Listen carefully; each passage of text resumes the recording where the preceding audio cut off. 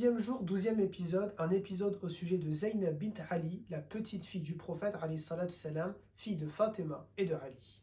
Elle est aussi connue sous le nom de al-Awajiz en raison de sa grande générosité, une sorte de Mère Teresa mais en version plus, et en beaucoup mieux que Mère Teresa. Après le massacre de Karbala, que nous avons étudié, que nous avons vu dans l'épisode précédent, elle sera nommée al-Hashimid, c'est-à-dire la mère des Hashimides, à savoir la mère de la famille du prophète, alayhi salatu salam. Pourquoi? Car elle va prendre à sa charge l'ensemble des orphelins qui se sont retrouvés, l'ensemble des enfants qui se sont retrouvés orphelins suite à ce massacre. Parmi ces orphelins se trouvait Zayn al-Abidin, le fils d'Al-Hussein et donc le neveu de Zaynab. Zayn al-Abidin, retenez ce nom parce qu'il est devenu l'un des grands noms de l'islam. Elle est née au mois de Sha'ban, c'est le 3e enfant de ses parents, et elle est considérée comme une compagnonne car elle a rencontré le prophète alayhi salatu salam. Beaucoup de nos enfants, et finalement comme toi et comme moi quand on était petit, Zaynab a eu tendance à imiter ce qu'elle voyait de ses parents, et notamment les actes d'adoration et combien d'adoration il y avait auprès de Ali et de Fatima. Pas que la prière. Fatima et Ali faisaient la prière de nuit, ils lisaient le Coran, ils méditaient, ils faisaient ce qu'on appelle Tazkiyat an-Nafs, ils étaient constamment en train de se réformer. Zaynab était aimée et chérie de tous les compagnons et surtout des grands compagnons qui se sont disputés sa garde ou en tout cas sa prise en charge et notamment après le décès du prophète alayhi salatu salam. Ainsi, quand elle va grandir et qu'elle va se marier le jour de son mariage avec Abdallah ibn Ja'far, les grands compagnons que sont Abu Huraira ou encore Omar ibn al-Khattab ou encore Uthman ibn Affan seront là pour elle le jour de son mariage. Mariage entre deux élèves du prophète alayhi salatu salam. Zaynab bint Ali, c'est une compagnonne dotée d'une extrême grande foi. Et elle était connue pour ses prières de nuit, la prière de Tahajjud, notamment la veille du massacre de Karbala. Elle avait l'habitude de réciter des invocations, et notamment celle-ci qu'elle a reçue du prophète alayhi salatu salam. Ô celui qui se vêtit de la gloire et son habilla, glorifié soit celui dont la grandeur est le manteau.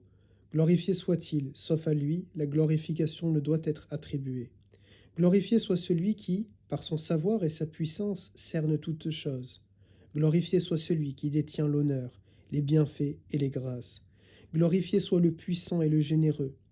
Ô Allah, je te demande par la grandeur de ton trône, par la clémence infinie de ton livre, par ton grand nom, ta splendeur et tes mots accomplis, de faire miséricorde à Mohammed et à ses descendants purifiés, et de m'accorder le bien ici-bas et dans l'au-delà. Allah, tu es le vivant qui n'a besoin de rien alors que tout a besoin de lui. C'est toi qui me guidas et c'est toi qui me nourris. C'est toi qui me donnas et me prendras la vie. Ta miséricorde, ô le plus clément parmi les cléments. Combien a-t-il de douceur cachée dont la subtilité échappe à la raison de l'intelligent, et combien de prospérité arriva après l'adversité. Mettant fin à la misère du cœur attristé, et combien de choses t'inquiètent le matin, alors que la bonne nouvelle te parvient la nuit. Si un jour tu te trouves en adversité, aie confiance en l'un, l'unique et le haut, et prends le prophète comme intercesseur, car tout serviteur est certes secouru par l'intercession du prophète. Et ne t'inquiète guère si un malheur arriva, car combien a-t-il de douceur cachée? Des yeux veillèrent et d'autres s'endormirent pour des choses qui arriveront ou qui n'arriveront pas. Un Seigneur t'ayant hier suffi te protégera certes de ce qui arrivera demain. Chasse donc tout souci de ton âme autant que possible, car avoir des soucis serait une folie. Zaynab bint Ali a été reconnue comme étant une savante, mais aussi, et on a pu le voir, comme une poète. Après le massacre de Karbala, craignant pour sa vie, mais surtout pour celle des orphelins qui étaient à sa charge, elle décida de fuir Koufa, où elle résidait, pour s'enfuir vers l'Égypte. Sur place, elle ouvrit un cercle d'études où elle reçut des dizaines d'élèves, des tabi'in du coup, et elle va leur enseigner tout simplement le savoir qu'elle a reçu de son frère, de ses frères et aussi de son père. Le soir de la mi-Sha'ban, il est dit que Zaynab bint Ali décéda au Caire, dans la ville du Caire, et aujourd'hui, il se trouve une sépulture à l'endroit même où elle est décédée. La mosquée As-Sayyida Zaynab. Il y a, vous vous en doutez, tellement de choses à dire au sujet de Zaynab bint Ali.